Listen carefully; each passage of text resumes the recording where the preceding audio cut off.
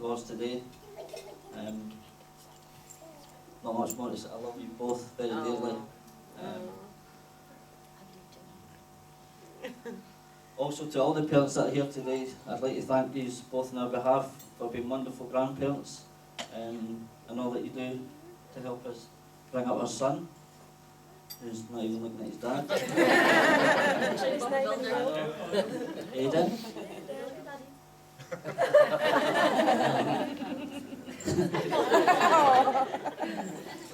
I've actually got a wee token of our appreciation for the mothers. They're on the tables. They're on the tables, yes.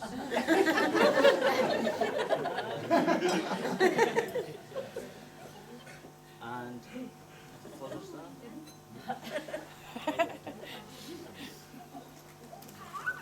Yeah. We've got some flowers here for Shirley-Ann's grandmother.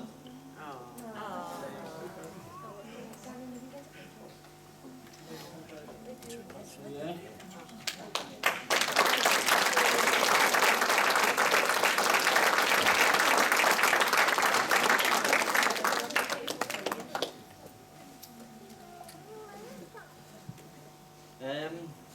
Standing here, single life seems a bit of a distant memory for me.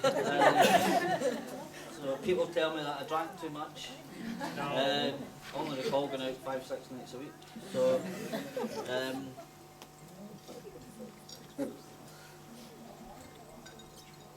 it's quite amazing that I managed to actually be sober enough to meet Shirley-Ann. You look absolutely stunning today. I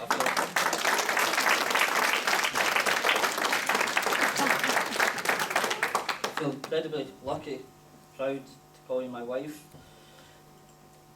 On one of our first dates, I turned up with green khaki Dolce & Gabbana jeans,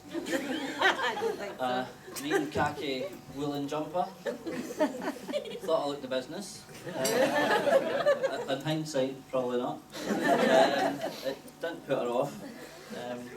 As I say, we met in Guernsey. We've come back to Dunfermline.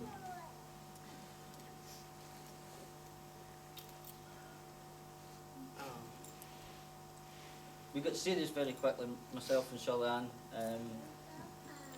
We practically moved in together after 3 weeks of meeting each other. People often wonder when you love somebody, and I think sharing a single bed in Guernsey for 6 months kind of sealed the deal for myself. Not only is Shirley-Ann a wonderful person, she's also a fantastic mother to our son Aiden.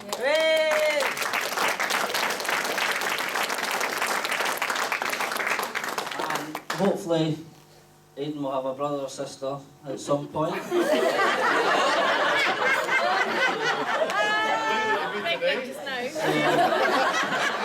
Just a bit plump. As am I. I'm drinking.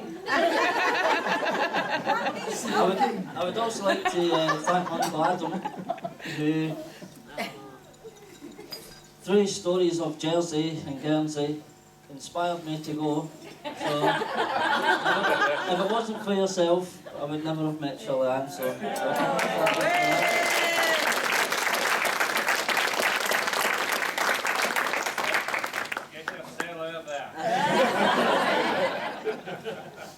I would like to toast my new wife with the words of Robert Burns.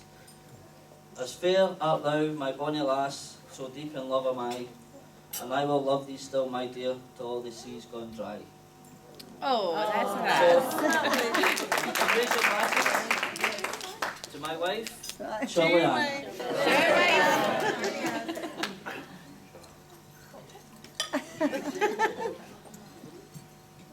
A best man should be your most loyal, reliable and trustworthy friend. But in the absence of anyone who fitted that description,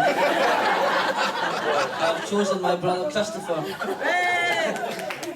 I should warn you in advance that he has a real problem with the concept known as the truth. So I advise you not to believe everything he might say about it.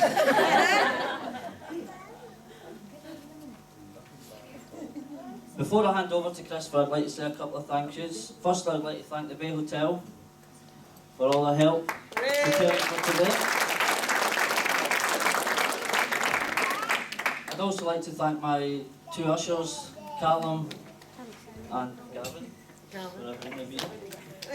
They're providing me with lit the wreath, so Get his knickers off. a special thank you to Kieran.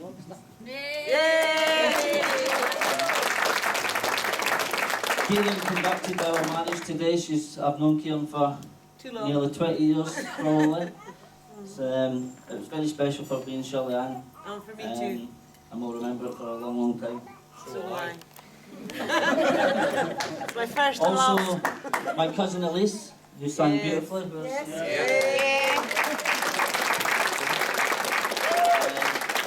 Alicia, for her reading. And Kendall, who's Kendall? Kendall. Thanks very much. Finally, I would like you to raise your glasses to three beautiful ladies. That would be Shirley-Ann's bridesmaids, Fiona, my sister Mary, and our niece Lon. Raise your glasses for the bridesmaids. Bridesmaids. Thank you.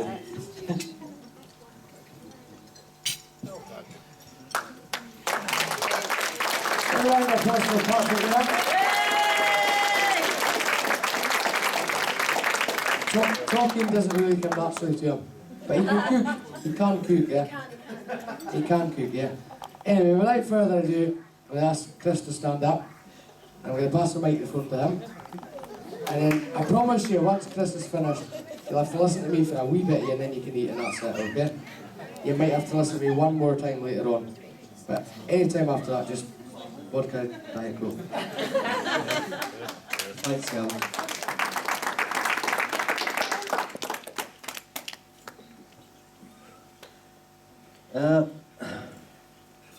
Thank you all for coming today. I'm sure Patrick and Shirley-Ann are really quite humbled to know that they have so many friends and family who wish to celebrate their marriage. Personally, I wish you'd all stayed home and relieved me from my public speaking anxiety.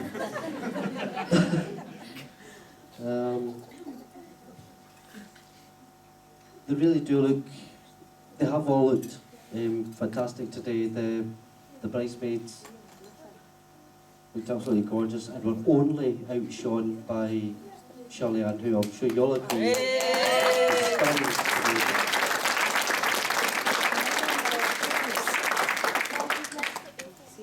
today. The staff, as Patrick said, have been here today, have been absolutely fantastic.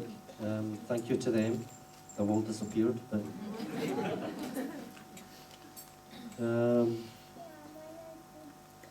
Kieran, Thank you. I know it was our first ceremony. She did, And my last, believe me. she did exceptionally well. Oh, thank you. She's absolutely fantastic that she did that. I'm vodka and Coke, not diet. Oh, sorry, you're in a minute. Patrick, they do say marriage is like a violin.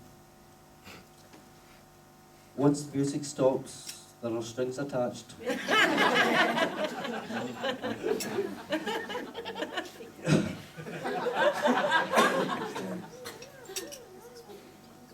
You know, in your life over the next few years, in the first year, Shirley-Ann will talk and Patrick, you will listen. In the second year, Patrick, you will talk and Shirley-Ann will listen. And in the third year, both of you will talk and the only people listening will be the neighbours. Good.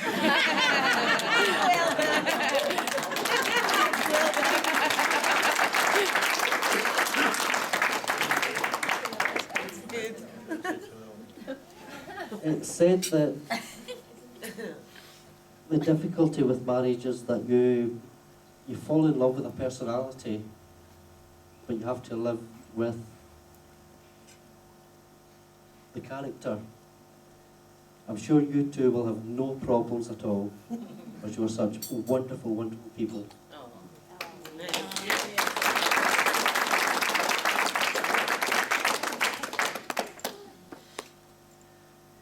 Patrick, Shirley-Ann, just want to say one more thing.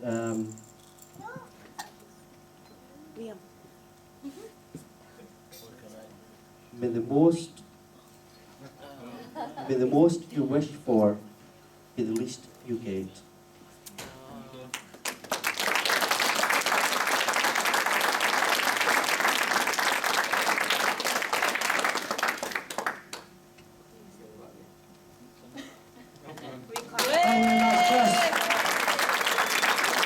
Ladies and gentlemen, Chris MacKenzie.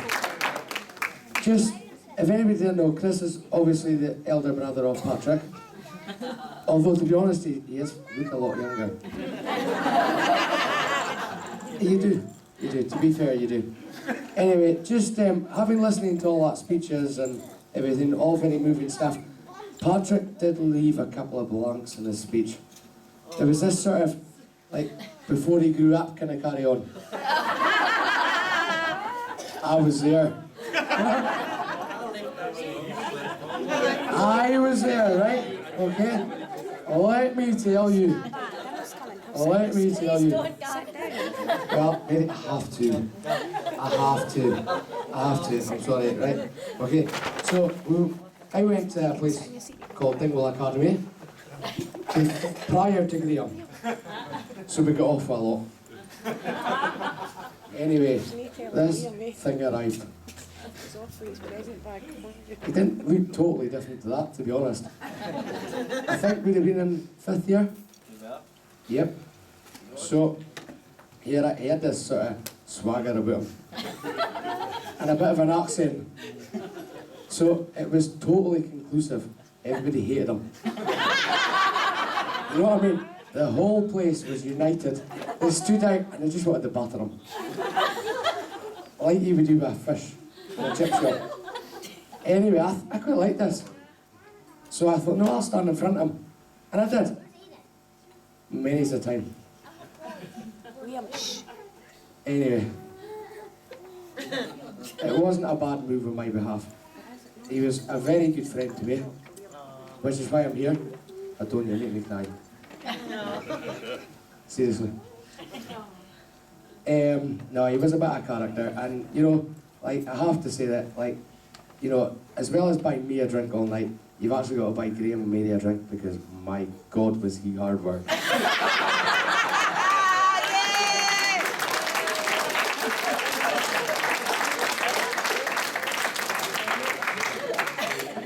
I don't know what you got in Guernsey, Tom. I really don't, right? But what left Dingwall?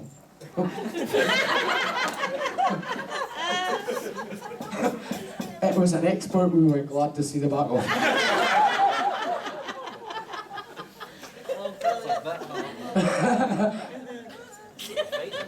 But I thrived on it, you know?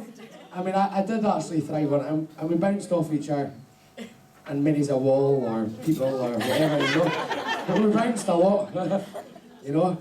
And the green Minnie. Do you mind the green Minnie you had, Minnie? The green Minnie. It was a blue minute. Was it blue? Was that? I thought it was green. Oh, wait, you tube yet. Oh, man. So, were we drink driving? Don't want to know. Anyway, there was a blue Minnie that used to sit in the library car park. You know what I mean? No, sorry.